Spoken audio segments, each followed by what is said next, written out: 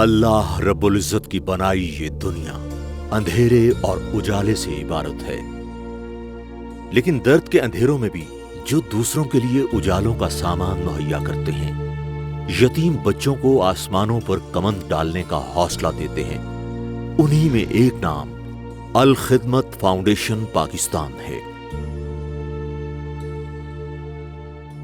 ناگہانی آفتوں جیسے زلزلے، سیلاب اور حادثات کے نتیجے میں بے شمار بچے چشم زدن میں یتیم ہو جاتے ہیں۔ الخدمت فاؤنڈیشن نے ایسے ہی یتیم بچوں کی کفالت کے پیش نظر ایک بلڈنگ سے آغوش ہوم سلسلے کا آغاز کیا۔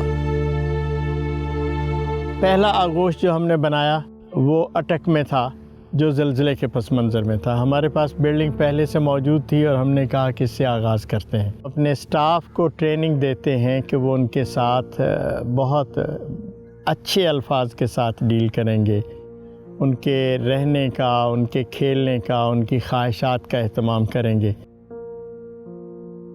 یونیسیف کی رپورٹ کے مطابق وطن عزیز میں اس وقت 42 لاکھ سے زیادہ بچے یتیم ہیں، اور ان میں بہت سے بچے سماجی اور معاشرتی محرومیوں کا شکار ہو کر چائلڈ ابیوز، چائلڈ لیبر یا پھر مختلف جرائم میں گرفتار ہو جاتے ہیں۔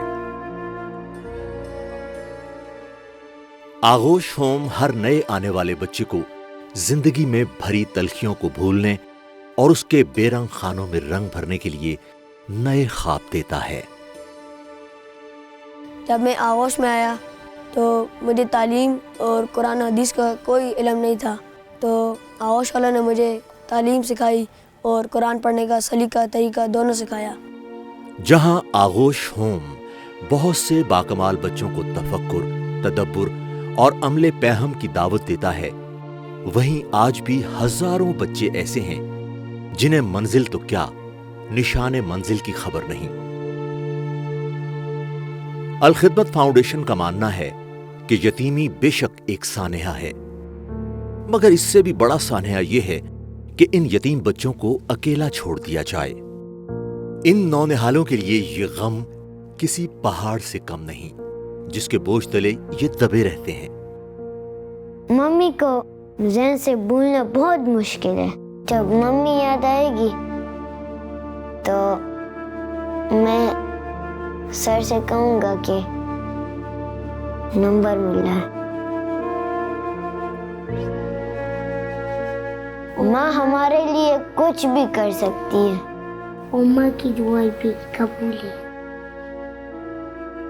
ماں یا باپ کی کمی تو کوئی پوری نہیں کر سکتا، مگر آغوش ہوم ان بچوں کو ماں جیسی آغوش دیتا ہے اور انہیں محبت کے ساتھ ساتھ حوصلہ بھی دیتا ہے کہ یہ زندگی میں آنے والی مشکلوں کا مقابلہ کر سکیں۔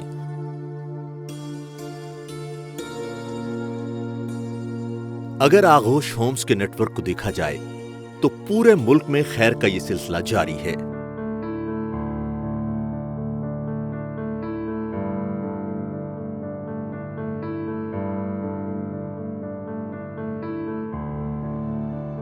دس سے زائد آغوش ہومز پوری طرح فعال ہیں، کچھ زیر تعمیر ہیں جبکہ بہت سے پلاننگ فیز میں ہیں۔ آغوش مری جو اس سلسلے میں ایک سنگ میل کی حیثیت رکھتا ہے، اسلام آباد سے مری کے خوشگوار رستے میں این ایکسپریس وے پر واقع ہے، جہاں قریباً 56 کنال جگہ کی خریداری کی گئی اور سال 2013 میں اس کا سنگ بنیاد رکھا گیا۔ جس سائنٹیفک انداز پہ انشاءاللہ پلاننگ ہے، ہمارے جو ایکسپرٹس ہیں، ہمارے اپنے سسٹم کے جو ایجوکیشن کے ایکسپرٹس ہیں، وہ اس کو لے کے چلیں گے۔ جب یہ ماشاءاللہ بالغ ہوں گے، بڑے ہوں گے اور پریکٹیکل لائف میں آئیں گے تو اللہ تعالیٰ سے بڑی امید ہے جی، بہت زبردست کلاس نکلے گی اور وہ پاکستان کا ایسٹ ہوں گے جی۔ یہ بچے یقیناً ایک نیا زمانہ اور نئے صبح و شام پیدا کریں گے، مگر بچوں کے ساتھ ساتھ اب بچیوں کے لیے بھی آغوش ہومز قائم کیے جا رہے ہیں۔ اسلام آباد میں بے سہارا اور یتیم بچیوں کے لیے ایک آغوش ہوم فعال ہو چکا ہے، جبکہ شیخو پورہ کی بلڈنگ پر تیزی سے کام جاری ہے۔ अलखिदमत फाउंडेशन के आगोश होम्स का सिलसिला अब सिर्फ पाकिस्तान तक महदूद नहीं रहा। तुर्की के ताउन से शहर गाजी अंतैब में शामी यतीम बच्चों के लिए भी आगोश होम कायम किया गया है। ये फूलों जैसे बच्चे जिन्हें जंग ने अपने घरों से बेघर कर दिया, अब आगोश होम में रहेंगे। अलखिदमत फाउंडेशन पाकिस्तान की कोशिश है कि हजरत खिज़र व मूसा की पैरवी में पूरी दुनिया के यतीम बच्चों की गिरी हुई दीवार को फिर से खड़ा कर दे।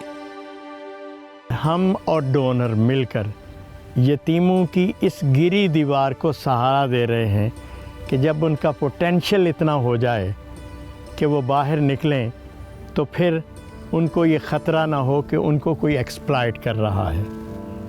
वही मंजर देखना चाहते हैं। आइए और इस कार्य खैर में अलखिदमत फाउंडेशन पाकिस्तान का साथ दीजिए।